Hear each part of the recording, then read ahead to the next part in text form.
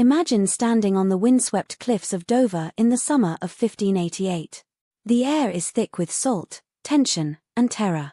Out on the grey horizon, a terrifying sight appears, a forest of wooden masts, stretching as far as the eye can see.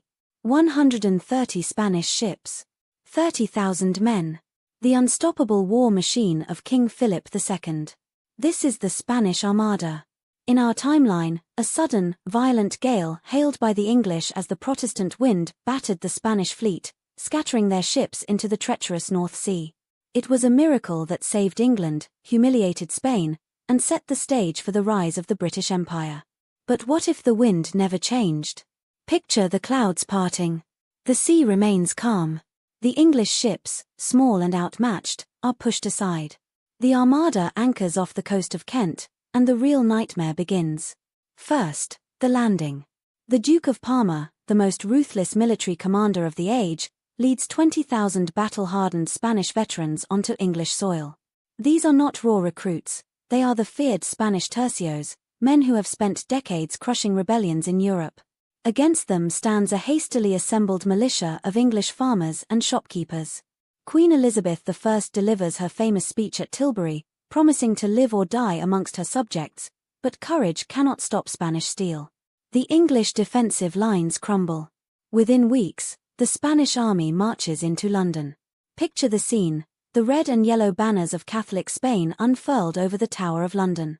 Queen Elizabeth is captured. In Madrid, King Philip rejoices. The heretic queen is deposed, and a Catholic monarch is placed on the English throne. The English Reformation is undone in a matter of months. The Latin Mass returns, the English Bible is banned, and the terrifying shadow of the Spanish Inquisition falls over London. But the fall of England is just the first domino. Once England is subdued, the entire global balance of power collapses. Without English funding and military support, the Dutch rebellion against Spain is ruthlessly crushed. France, surrounded by Spanish territories and exhausted by its own religious wars, is forced to bow to Madrid's influence. By the turn of the 17th century, Spain is not just a superpower, it is the undisputed master of Europe. And then, the butterfly effect crosses the Atlantic. Think about the map of the world today. Why do you speak English?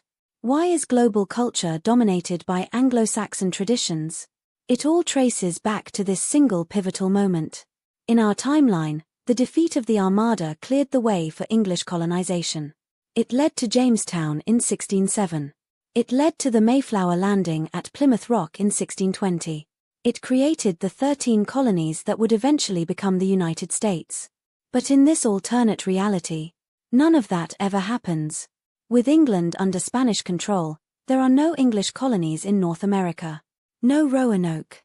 No Jamestown. No Boston.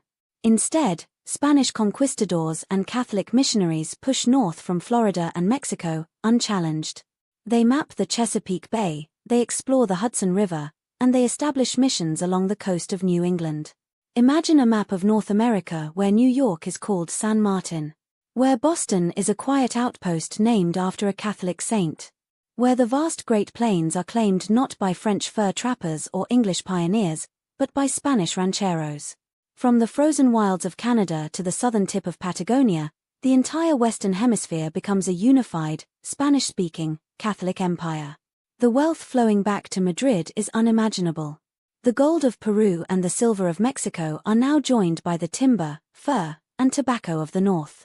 Spain becomes so wealthy, so powerful, that no other European nation can ever hope to challenge it. But here is the twist: would this Spanish-dominated world be more advanced, or would human progress have stalled?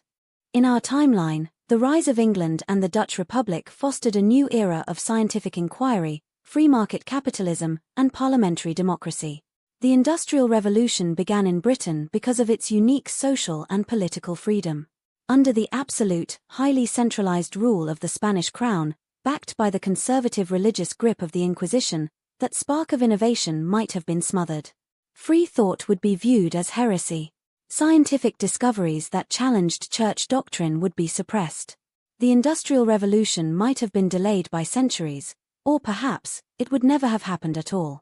Picture the 20th century in this timeline. No British Empire to span the globe. No United States to rise as a democratic superpower. Instead, we see a world frozen in a neo-medieval state, ruled by absolute monarchs and powerful priests. A world where the language of global trade, science, and whatever technology exists is not English, but Spanish. History is not a pre-written script. It is a fragile web of coincidences, decided by things as simple as a shift in the wind. A single storm in 1588 did not just save an island nation, it shaped the modern world. If you want to keep exploring the fascinating threads of what-if history, hit that subscribe button. Join us as we untangle the mysteries of the past, one timeline at a time. What do you think would have been the biggest change? Let us know in the comments below.